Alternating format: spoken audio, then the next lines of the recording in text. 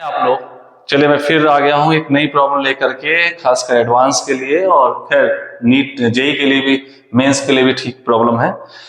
Meeting of two bodies during SSM on the same path. कोई दो body है same path पे, उनकी मीन पोजीशन सेम है, उनका एक्सट्रीम पोजीशन सेम है, सेम पाथ में सेम टाइम पीरियड से सेम एम्पलीट्यूड के पाथ में वो एसएचएम कर रहे हैं, बट उनकी लोकेशन अलग अलग है।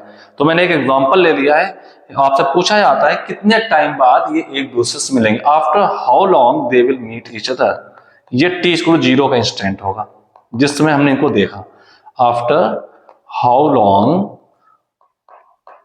they will meet to each other, they will meet to each other, ठीक है। तो ये मैंने एक ले लिया, दो पार्टिकल हैं, इनकी मीन पोजीशन भी सेम है, इनका टाइम पीरियड भी सेम है। टाइम पीरियड लेटर सपोज आपको दिया है कैपिटल टी है, और टी इसको जीरो पे मैंने देखा, particle P extreme right side extreme पे था तो कि टूवर्ड मीन जाने की कोशिश कर रहा था, और पार्टिकल क्यू जो था वो लेफ्ट साइड माइनस a/2 पर था। ये लोकेशन में लिख दो, माइनस की a/2 है, a/2 पर था। अभी कितनी देर बाद ये मिलेंगे, तो इसके मैं दो सोल्यूशन बताया जाऊँ।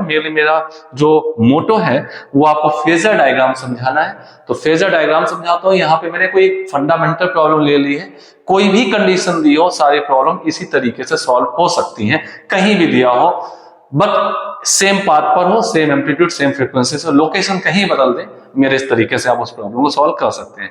इसके एंड पे मैं आपको एक छोटू मेथड भी बताऊंगा जिसको कि कई प्रॉब्लम में लागू हो जाता है, क्योंकि कुछ कैलकुलेशन इजी होते हैं और टेक्निकली हम ऐसे सेट करके आंसर दे लेते हैं विदाउट फेजर। लेकिन फेजर से हर एक का सोल्यूशन आएगा, छोटू मेथड से हर एक का नहीं आ सकता, ये माइंड रखिएगा। तो इस प्रॉब्लम में मुझे पता है छोटू मेथड लागू होता है, तो मैं छोटू मेथड आपको बाद में बताऊंगा। तो चलिए सबसे पहले मैं इसका फेजर डायग्राम देखता हूं, फेजर डायग्राम कैसे बनेगा, राइट। तो चलिए इन दोनों को मैं एक सर्कुलर पाथ के प्रोजेक्शन की तरह प्रोजेक्ट करता हूं, ठीक है।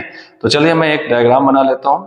लेट अस सपोज एक सर्कुलर पाथ ले लेता हूं जिसपे मैं इनके एसएचएम को प्रोजेक्ट करूंगा। इस टाइप से मैंने एक सर्कल ले रखा है, ठीक है, और इस सर्कल को थोड़ा सा मैं कुछ ऐसे कर लूं, राइट। ये हमारे सामने एक सर्कल आ चुका है, ओके। तो चलिए स्टार्ट करते हैं। अब हमारे सामने सर्कल पे ये एक वर्टिकल लाइन होगी जिसको हमने रेफरेंस लिया मीन के रिस्पेक्ट में। ये एक वर्टिकल लाइन है, यहां पर मैं अगर डॉटेड डॉटेड ड्रॉ करूं तो ये इसकी अपनी हॉरिजॉन्टल लाइन है, दिस वन इसका सेंटर है, राइट। अब समझिएगा इनकी लोकेशन कहां कैसे आ रही है।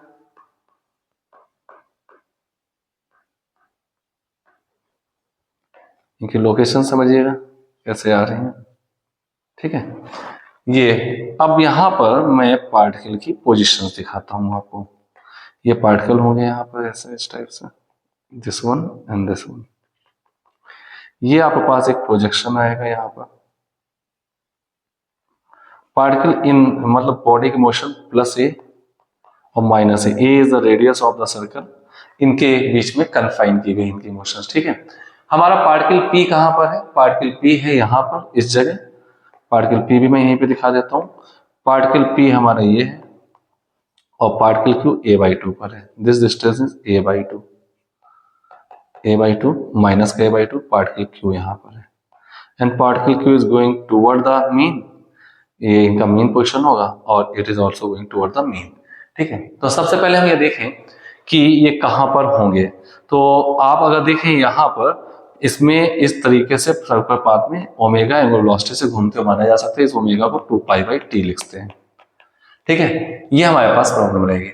अब P हमारा कहां पर है, इस पॉइंट पर होगा, यहाँ पर P इसमें सर्कुलर पाथ में यहाँ पर होगा, और इस तरीके मूव कर रहा है। तो इसका प्रोजेक्शन देखें, जैसे जैसे इसका P की लाइन ये प्रोजेक्शन देखेंगे टुवर्ड मीन बढ़ रहा होगा। तो this is the on the circular path location of particle P। On the circular path what is the location of Q, तो Q की लोकेशन के लिए हम ये दो लाइन ऐसे ये लाइन ड्रॉ करेंगे ऐसे। तो Q यहाँ पर दो जगह लाइन कट करिए, this one and this one, यहां पे कट कर रही है और यहां कट कर रही है। अब Q है कहां पर इस बात में, तो मैं आपको क्लियर कर दूं, Q क्योंकि मीन पे भी हो जा रहा है तो Q की लोकेशन ये आएगी, this is the location of Q। ये क्यू की लोकेशन। अब बता दूं क्यों, क्यों सर्कुलर पाथ में क्लॉकवाइज से जो घूम रहा, तो जैसे जैसे ये आगे बढ़ेगा तो इसका projection on this line toward mean जाएगा। अगर ये होता तो ये जैसे जैसे आगे बढ़ेगा तो टुवर्ड एक्सट्रीम बढ़ रहा है, देखिए एक्सट्रीम बढ़ रहा है, जबकि ये टुवर्ड मीन है। तो क्योंकि ये लोकेशन सेलेक्ट की जाएगी, जहां पे ये कट किया सर्कुलर पाथ में इस लाइन ने, ये लोकेशन सेलेक्ट नहीं की जाएगी। ये पी और क्यू की लोकेशन हो गई है रेडियस वेक्टर के साथ, और ये ए ही है। ठीक है, अब मैं आपको बता दूं, ये अगर मैं यहाँ एक ट्रायंगल जैसा देखूं तो ये डिस्टेंस a/2 है, ये डिस्टेंस a/2 है, और ये डिस्टेंस आपके radius of the circle he a होगी, जिसका एम्पलीट्यूड है। तो बताओ ये एंगल कितना बनेगा, this one angle 60 degree, 60 degree. a का cos 60 जो होगा वो a/2 आएगा। ठीक है, cos 60 1/2 होता तो ये 60 डिग्री होगा। ठीक है, तो ये 30 और ये 90, तो ये टोटल इनके बीच का एंगल कितना हो गया 120, इनके बीच का एंगल हो गया 120 डिग्री। ये इनके बीच का एंगल है, दोनों सेम एंगल वेलोसिटी से घूम रहे हैं। ये दोनों कब, इन दोनों के बीच का ये जो एंगल निकल गया 120 डिग्री है, ये दोनों कब एक ही जगह पर होंगे, यानी कि इन दोनों का प्रोजेक्शन जो है, आप ऐसे मानिए यहां से ऐसे लाइट आ रही है और ये प्रोजेक्शन जो है, लाइट आ रही है, पार्टिकल प्रोजेक्शन इस लाइन पे देखे जाए जो ब्लू कलर से बनाई है। तो इसके लिए हमें क्या करना होता है कि दोनों एक ही पॉइंट पर हो, तो हम इनकी कुछ नई लोकेशन के बारे में बात करते हैं, कुछ ऐसे कि दोनों पे जो प्रोजेक्शन पड़े वो एक ही पॉइंट पे मिल जाए। तो देखते हैं कहां पर होंगे। तो आप ऐसा विजुलाइज करिए, मैं दो पेन लेता हूं इस टाइप से, एक पेन ये हो गया, एक पेन ये हो गया। ठीक है, ऐसे, राइट। अब ये दो पेन है आपके पास, इसको कुछ ऐसे रोटेट करें, दोनों same velocity rotate, same angle rotate करेंगे। तो ये जो सेंटर लाइन में डॉटेड दिखाई, उसको ऐसा को दिखाई, दोनों ऐसा पार्टिकल आए कि इनका वर्टिकल, सेम वर्टिकल लाइन पे लाई कर जाए, इनके पीक। ठीक है, तो उस समय ये दोनों एक ही पॉइंट पर हो, कहां होंगे ये लोकेशन भी मैं निकाल सकता हूं। तो चलिए इनके लोकेशन को कहां पर होंगे वो मैं चेक करता हूं। एक दूसरे कलर से ले लेता हूं, let us suppose green colour ले लिया मैंने। ठीक है, अब आप गौर देखिए इनके बीच का एंगल कितना है 120। तो अगर सेंटर लाइन से 60 डिग्री ऊपर और 60 डिग्री नीचे देखें तो इनके बीच का एंगल भी नहीं बदलेगा, क्यों, एंगल वेलोसिटी सेम है। तो सेंटर लाइन से 60 डिग्री अगर मैं ऊपर देख लूं, ये दिस वन, ये क्यू घूम के ऐसे क्यू डैश पर आ जाएगा, और सेंटर लाइन से 60 डिग्री नीचे, ये पी घूम करके ये 60 डिग्री है, ये भी 60 और ये भी, तो दोनों के बीच का एंगल नहीं बदला, देखिए 60 ये भी है, और ये पी की नई लोकेशन पी डैश हो गई, राइट। अब ये दोनों एक ही वर्टिकल लाइन पर है, देखिएगा ऐसे, दिस वन, ये दोनों एक ही वर्टिकल लाइन पर, तो उनकी पोजीशन भी एक ही पाई जाएगी। ये इनकी कॉमन पोजीशन जहां पे मीट कर रहे हैं, this one is common position. ये यहां से ऐसे बढ़ेगा फिर यहां तक पहुंचेगा, ये यहीं पर आ पाएगा, यहां पे दोनों मीट करें, देखिए एक ही जगह पर। तो जो भी इनके बीच का इनिशियल एंगल था, इनके रेडियस वेक्टर के बीच का, वो इस सेंटर लाइन जो डॉटेड बनी उससे बाइसेक्ट होना चाहिए, तो दोनों एक ही लाइन पर प्रोजेक्शन गिराएंगे। अब आप गौर देखिए, पी क्यू अपनी लोकेशन यहां तक कितना घुमाए, और P सेम, P भी अपनी लोकेशन यहां तक उतनी घुमाती है। ये डेल्टा थीटा कितना घूमे दोनों पार्ट के लिए चेक कर लेते हैं, delta theta, what is the delta theta, जितना घूमेंगे। तो गौर देखिए ये 60 है तो ये 30 रहा होगा, और ये भी कितना रहा बेटा 30, तो this one is 30 and this one is 30। ठीक है, 30 और 30 60, तो ये भी 60 घुमाए और ये भी अपनी पोजिशन से 60 घुमाए, तो डेल्टा थीटा तो पास 60 डिग्री है। 60 डिग्री को मैं π/3 लिख सकता हूं, लिख सकता नहीं लिख सकता, डेल्टा थीटा 60 को मैं π/3 लिख सकता हूं। ठीक है ना, क्लियर। अब एंगुलर डिस्प्लेसमेंट है तो ये ओमेगा इंटू टी के बराबर होगा, इसमें कोई डाउट नहीं है, सब ओमेगा से घूम रहे हैं, और मान लो टाइम टी पे इतना घूम गए, तो π/3 इसको टू फेजर डायग्राम इतना देखना, तो कैलकुलेशन नाम की कोई चीज ही नहीं है इसमें। π/3 इसको to omega over 2π/t into T. ठीक है, पाई से पाई कैंसिल, कितने टाइम बाद मिल गई, t/6 टाइम बाद ये एक दूसरे से मीट कर जाएंगे, दैट्स योर आंसर। अब ये कहां मीट करेंगे ये कैसे पता चलेगा, तो अगर मैं इस डायग्राम को थोड़ा सा जूम कर दूं, ये देखिएगा डायग्राम को थोड़ा सा जूम कर दूं, तो अगर ये आपका a है और ये एंगल 60 डिग्री, तो ये बेस कितना आएगा a cos 60, a cos 60 मतलब a/2।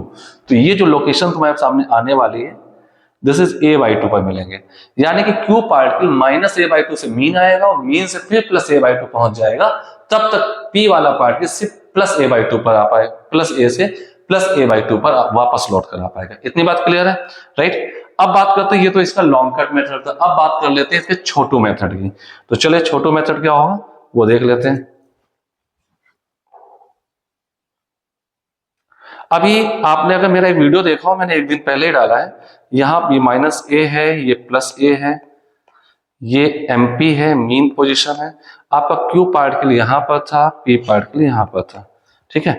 तो पी पार्टिकल को देखेंगे अगर हम, तो पी यहाँ है, क्यू यहाँ है, ये माइनस ए बाई 2 की लोकेशन है। आपको पता है इसको यहां से लेकर मीन तक जाने में टी बाई 6 टाइम लगता है, सॉरी टी बाई 12, स्पीड ज्यादा होती है, टी बाई 12 टाइम लगता है।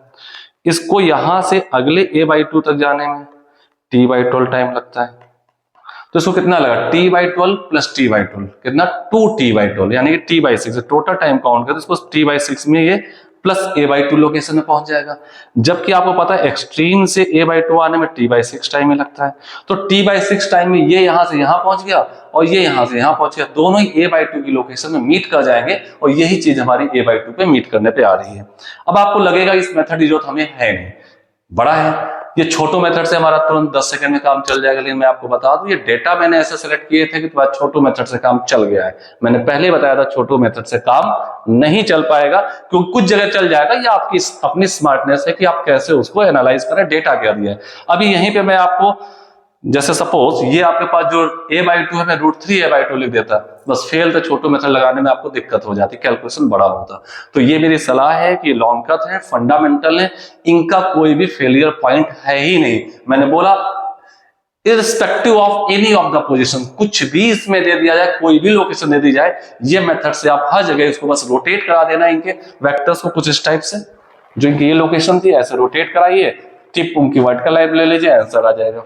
एनी ऑफ द वैल्यूज पे वैलिड होगा, जबकि छोटू मेथड लगाने में तुम्हें कहीं ना कहीं कैलकुलेशन की दिक्कत हो सकती है। तो मेरी सलाह है दोनों तरीकों पर ये, आई होप सो कि एक फेजर बहुत इंपॉर्टेंट है, आगे आगे करंट इलेक्ट्रिसिटी में, एसी में भी इन चीजों का बहुत इंपॉर्टेंस आने वाला है। ओके, चलिए मिलते हैं फिर नेक्स्ट क्लास में, नेक्स्ट वीडियो के साथ, नए कॉन्सेप्ट के साथ। आपको कोई दिक्कत आ रही है अपने कमेंट्स में आप अपने चीजों को रिप्लाई कर सकते हैं।